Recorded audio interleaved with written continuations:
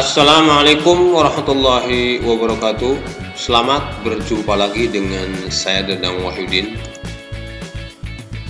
Pada hari ini saya akan menyampaikan kegiatan pembelajaran, masih kegiatan pembelajaran tematik ya.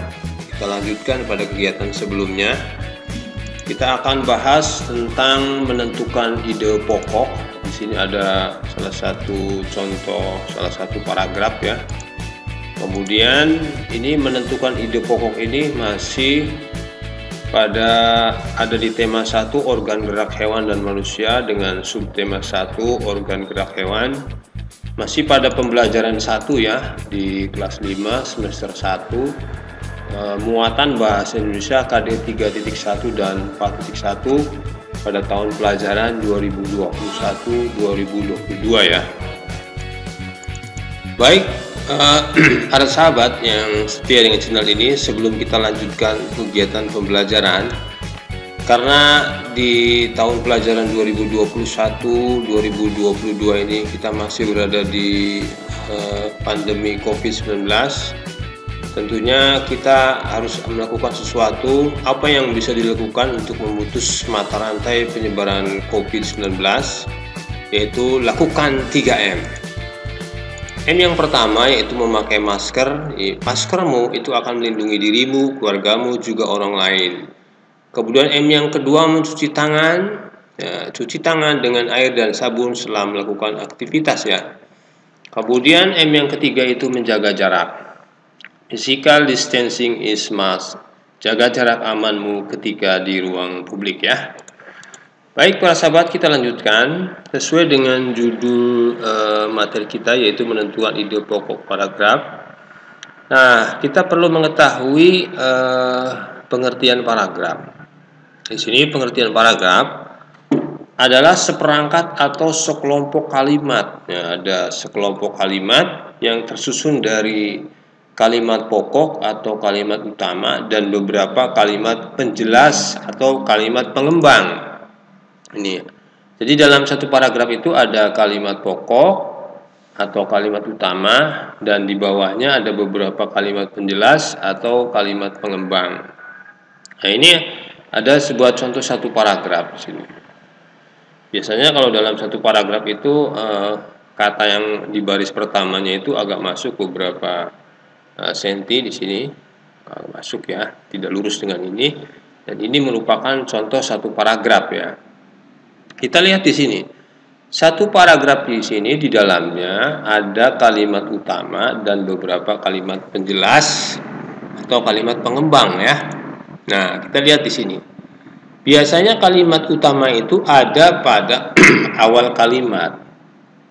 Di sini.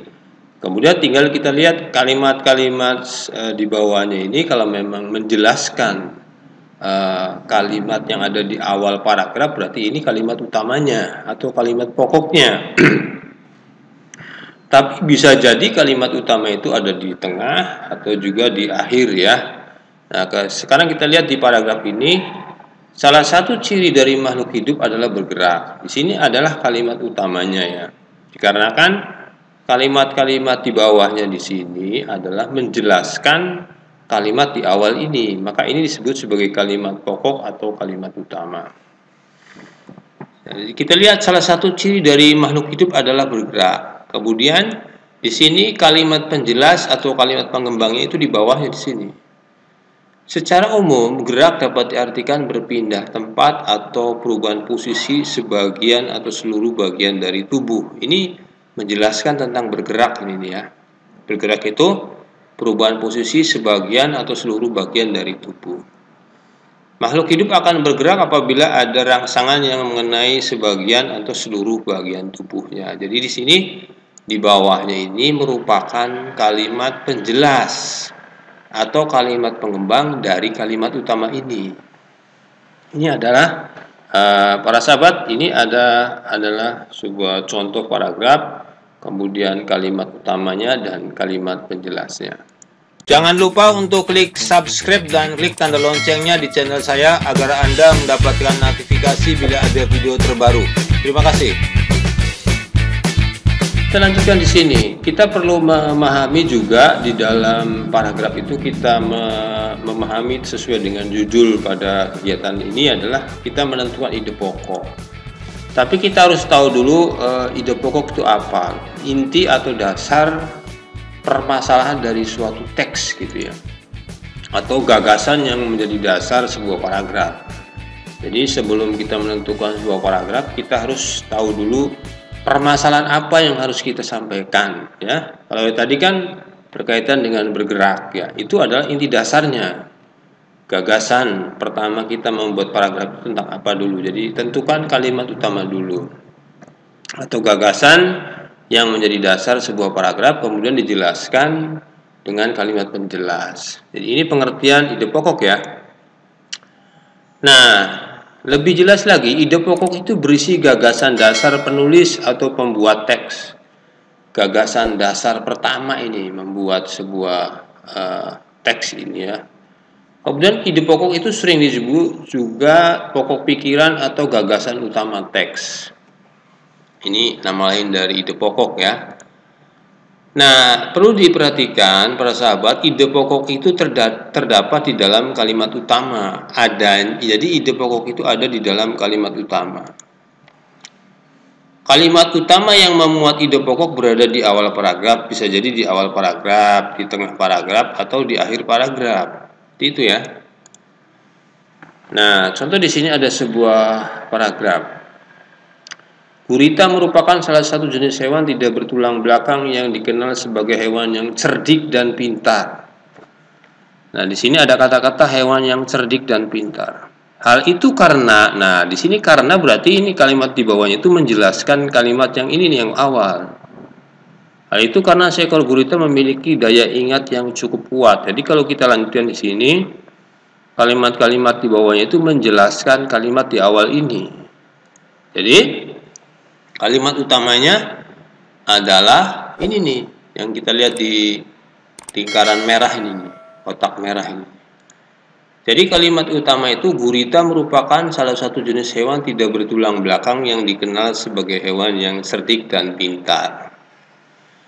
Nah, dari kalimat utama ini, karena tadi penjelasannya ide pokok itu ada di dalam kalimat utama. Jadi ide pokoknya adalah gurita merupakan hewan. Nah, ini salah satu jenisnya kita hilangkan. Gurita merupakan hewan tidak bertulang belakang yang cerdik dan pintar. Ini ide pokoknya. Kalimat utamanya ini, kemudian ide pokoknya itu ada di dalam kalimat utama ya, para sahabat ya. Nah, kemudian kalimat penjelasnya berarti, nah ini nih di bawahnya. Dari mulai hal itu karena itu ya. Hal itu karena seekor gurita titik-titik dan seterusnya.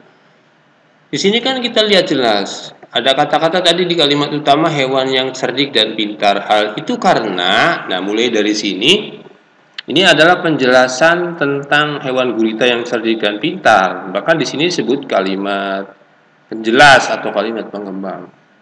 Hal itu karena seekor gurita memiliki daya ingat yang cukup kuat. Tuh alasan disebut gurita itu hewan yang cerdik dan pintar ya.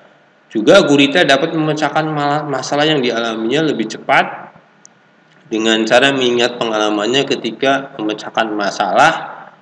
Kurang A ini ya, masalah yang sama. Selain itu gurita juga dikenal sebagai perenang. Ini alasan gurita disebut sebagai hewan yang cerdik dan pintar ya. Yang cukup cepat. Gurita menggunakan gerakan pendorong jet untuk bergerak cepat dan berenang jarak jauh. Jadi di sini sudah jelas ya para sahabat bahwa kalimat utamanya ada di awal. Kemudian ide pokoknya berarti ada di kalimat utamanya. Jadi untuk menentukan ide pokok itu ada di dalam kalimat utama di sini ya.